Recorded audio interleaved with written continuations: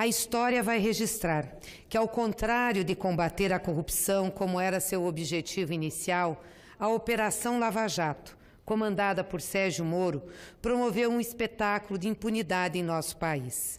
A maioria dos corruptos da Petrobras e dos corruptores e seus agentes está solta ou cumprindo prisão domiciliar.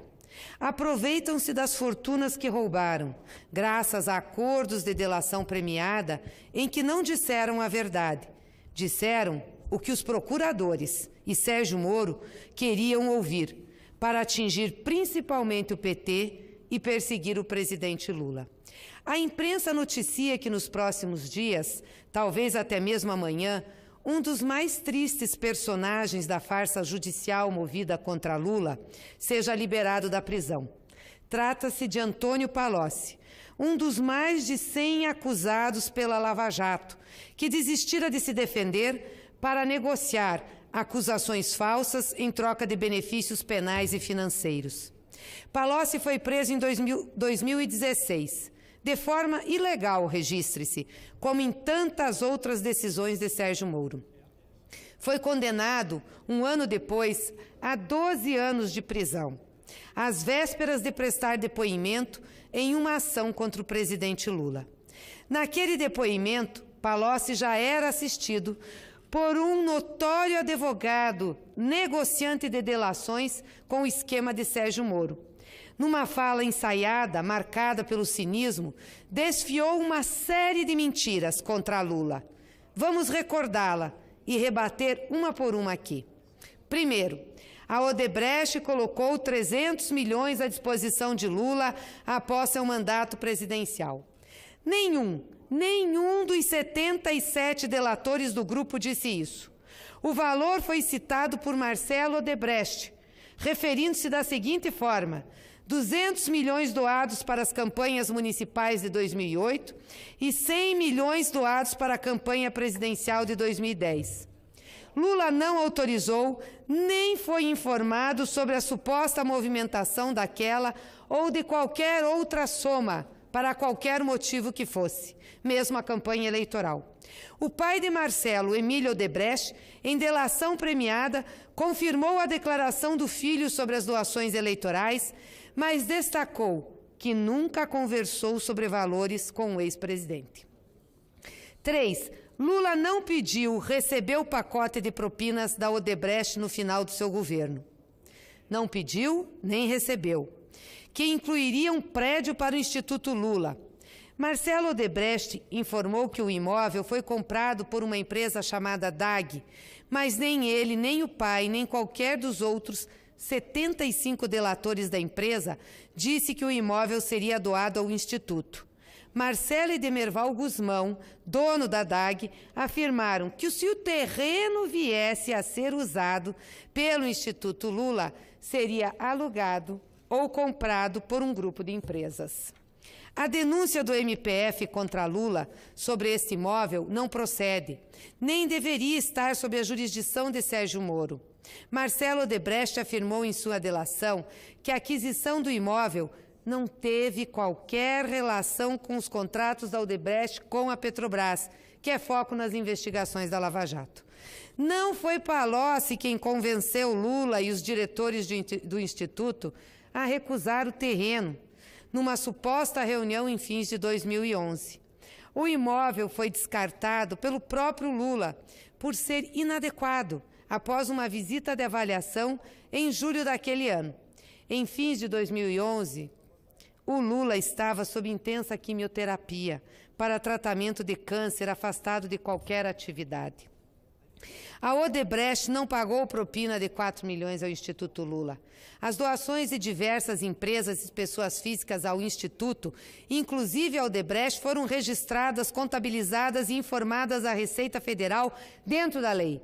Muitos institutos de ex-presidentes receberam doações. O DFHC, por exemplo, recebeu também doação de empreiteiras. E os advogados de Lula pediram para que abrisse as doações que foram recebidas por outros institutos. E isso não aconteceu. Não permitiram acesso da defesa.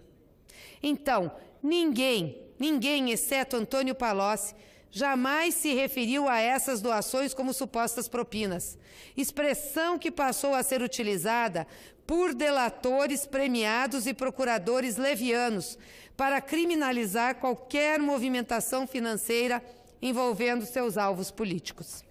As palestras de Lula, mais de 70 palestras para mais de 40 empresas e entidades empresariais do Brasil e do exterior, entre 2011 e 2015, foram registradas, contabilizadas e informadas ao imposto de renda, com o imposto pago. Nenhum delator ou testemunha referiu-se a elas como suposta e inexistente propina. O Moro está fazendo palestras por aí, muitas, inclusive uma recentemente no prédio da Bolsa de Valores do Rio, que foi paga por um conjunto de empresas o almoço oferecido. Ele devia explicar, então. Quem fez um pacto de sangue com a Lava Jato foi Antônio Palocci. A expressão que ele usou para causar impacto e fazer manchetes estava escrita em um papel que o ex-ministro consultava ao longo do depoimento diante das pessoas presentes à audiência. Aquele depoimento sinalizou a total submissão de Palocci às exigências dos procuradores de Curitiba, mas tinha tão baixa credibilidade que o Ministério Público rejeitou sua proposta de delação premiada. Ao beijar a cruz da Lava Jato, Palocci serviu apenas para criar novas manchetes contra Lula, aquele que lhe deu imensas responsabilidades no governo. Mas a perseguição a Lula teve muitos caminhos, e a Polícia Federal valeu-se de Palocci para impor uma autoridade que não tinha de negociar delações.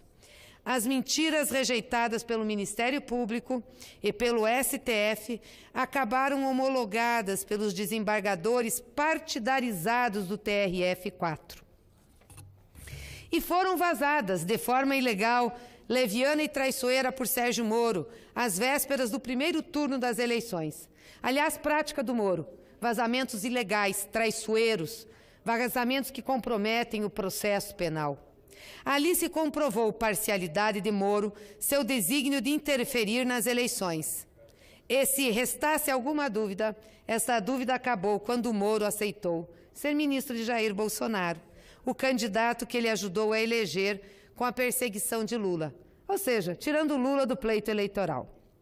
As novas mentiras de Palocci estão servindo para manter acesa a campanha de ataques ao PT, que parece ser o único projeto político relevante de Bolsonaro, em conluio com a Rede Globo e famílias que controlam os meios de comunicação no Brasil. Também estas novas mentiras vamos rebater uma por uma. Lula nunca teve uma suposta conversa com Palocci em fevereiro de 2007 sobre envolvimento de diretores da Petrobras em desvios.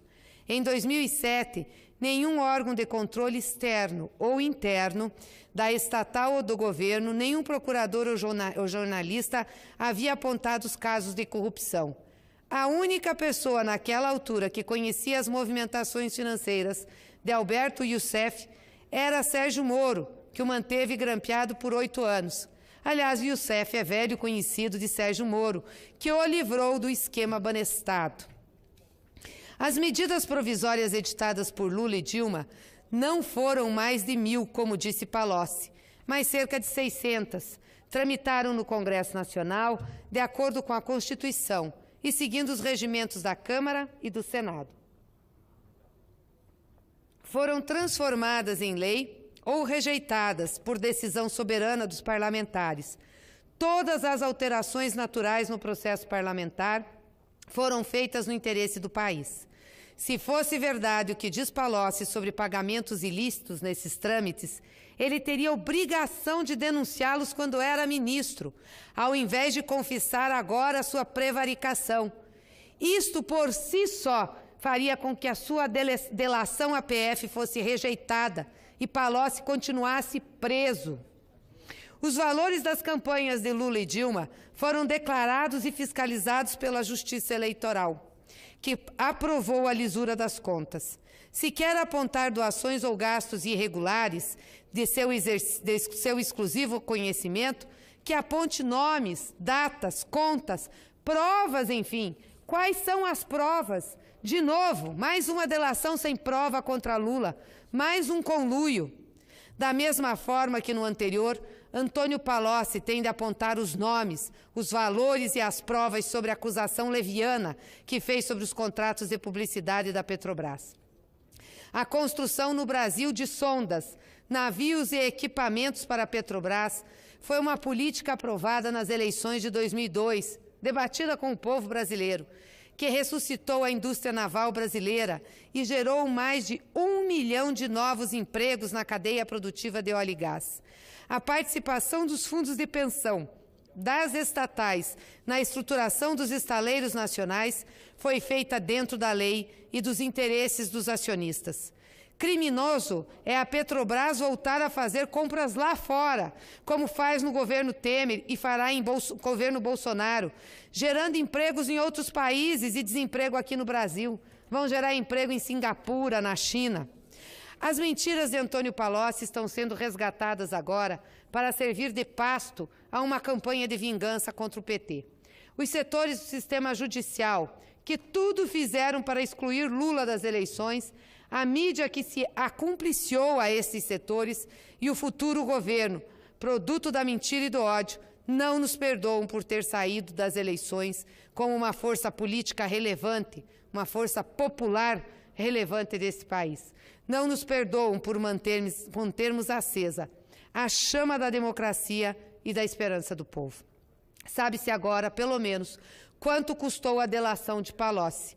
Pelos termos negociados com a PF, ele teria a pena reduzida de 12 para 4 anos e receberia de volta 47 milhões de reais dos 80 milhões de seu patrimônio identificado pela Lava Jato. Um verdadeiro Judas. É a isso que chamamos de espetáculo da impunidade. O que querem é acabar com o Lula. O que querem é que Lula não sobreviva. Eu quero dizer desta tribuna, o que se pretende, senhor presidente, é que Lula morra. É isso que estão fazendo.